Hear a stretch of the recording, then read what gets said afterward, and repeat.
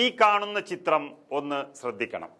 ഇതാണ് BJPയുടെ ദുഷിച്ച മനസ്സ്. അതുകൊണ്ട് രാജീവ് ചന്ദ്രശേഖരും BJPയും ഇനിയെങ്കിലും ക്രൈസ്തവരെ നോക്കിയുള്ള മുതലക്കണ്ണീരും അരമന ഇറങ്ങിയുള്ള കള്ളം പറച്ചിലും അവസാനിപ്പിക്കണം.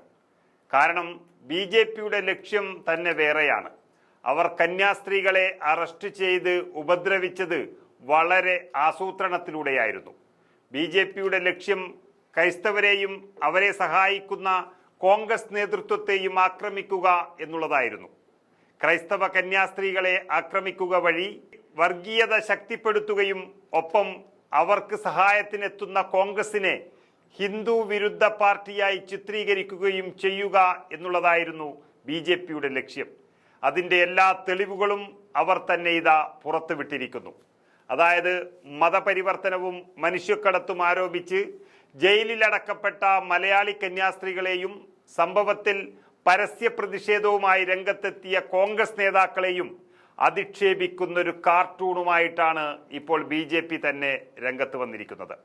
മനുഷ്യക്കടത്ത് നടത്തുന്നവരെയും മതപരിവർത്തനം നടത്തുന്നവരെയും പിന്തുണയ്ക്കുന്നവരാണ് എന്ന് വരുത്തി തീർക്കാനും അതുവഴി കോൺഗ്രസിനെ കരിവാരിത്തേക്കാനുമുള്ളൊരു ശ്രമമാണ് BJP ഇപ്പോഴും നടത്തിക്കൊണ്ടിരിക്കുന്നത്.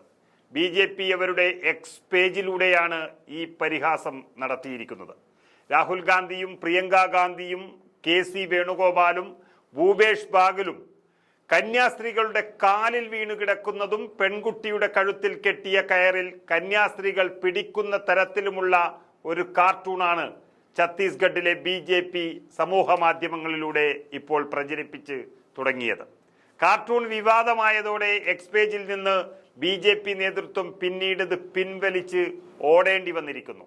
അതിക്രൂരമായ 9 ദിവസത്തെ ജയിൽവാസത്തിന് ശേഷം മലയാളി കന്യാസ്ത്രീകൾക്ക് ഇന്നാണ് NIA കോടതി ജാമ്യം അനുവദിച്ചത്. ബിലാസ്പൂർ NIA കോടതിയിലും കീഴ്ക്കോടതികളിലും നടന്ന വാദത്തിനിടെ ജാമ്യം നൽകുന്നതിനെ പ്രോസിക്യൂഷൻ ശക്തമായി എതിർക്കുന്നതും നമ്മൾ കണ്ടു. മൂന്നാമത്തെ ജാമ്യാപേക്ഷയിലാണ് കന്യാസ്ത്രീകൾക്ക് കോടതി ജാമ്യം അനുവദിച്ചത്. ഗ്രീൻ ഗാർഡൻ സിസ്റ്റേഴ്സ് സന്യാസി സഭ അംഗങ്ങളായ അങ്കമാലി ഇടവകയിലെ സിസ്റ്റർ പ്രീതി മേരി, കണ്ണൂർ തലശ്ശേരി ഉദയഗിരി ഇടവകയിലെ വന്ദന ഫ്രാൻസിസ് എന്നിവരെയാണ് മതപരിവർത്തനം നടത്താൻ പെൺകുട്ടികളെ കടത്തിക്കൊണ്ടുപോകുന്നു എന്നാരോപിച്ച് ഛത്തീസ്ഗഡ് പോലീസ് അറസ്റ്റ് ചെയ്തത്. ആദിവാസി പെൺകുട്ടിയടക്കം 4 പെൺകുട്ടികളുമായി ആഗ്രയിലേക്ക് പോകുമ്പോഴാണ് ദുർഗ് റെയിൽവേ സ്റ്റേഷനിൽ നിന്ന് ഛത്തീസ്ഗഡ് പോലീസ് ഇവരെ അറസ്റ്റ് ചെയ്തത്. മാതാപിതാക്കളുടെ സമ്മതപ്രകാരം കന്യാസ്ത്രീകൾ നടത്തുന്ന ആശുപത്രിയിൽ ജോലിക്ക് പോവുകയായിരുന്നു ഈ പെൺകുട്ടികൾ എന്ന സത്യം മനസ്സിലായിട്ടും അവരെ അറസ്റ്റ് ചെയ്തത് മനുഷ്യക്കടത്തിന്റെ പേരിലാണ്. BJPയും ബജ്രംഗദളും കൂടി കളിച്ച കളിയാണിത്. കോൺഗ്രസ് ഇവരുടെ മോചനത്തിന് വേണ്ടി നെട്ടോട്ടമോടുമ്പോൾ പുറത്തിറങ്ങാതിരിക്കാനുള്ള എല്ലാ പൂട്ടുമിട്ട് പൂട്ടുകയായിരുന്നു BJP നേതൃത്വം ചെയ്തത്. മുതലക്കണ്ണീരൊഴുക്കി രാജീവ് ചന്ദ്രശേഖറും അനൂപ് ആന്റണി എന്ന പുതുമുഖ രാഷ്ട്രീയക്കാരനും കന്യാസ്ത്രീകളെ നോക്കി കൊഞ്ഞനം കുത്തുകയായിരുന്നു. പക്ഷേ കന്യാസ്ത്രീകളുടെ രക്ഷയ്ക്ക് നെഞ്ചുറപ്പോടെ നിന്നത് KC വേണുഗോപാലിന്റെ നേതൃത്വത്തിലുള്ള കേരളത്തിലെ MP മാരായിരുന്നു. കോൺഗ്രസ് പ്രതിഷേധത്തിൽ പാർലമെന്റ് ആടിയുലയും എന്നുറപ്പായപ്പോഴാണ് അമിത്ഷായും BJPയും വഴിക്ക് വന്നത്.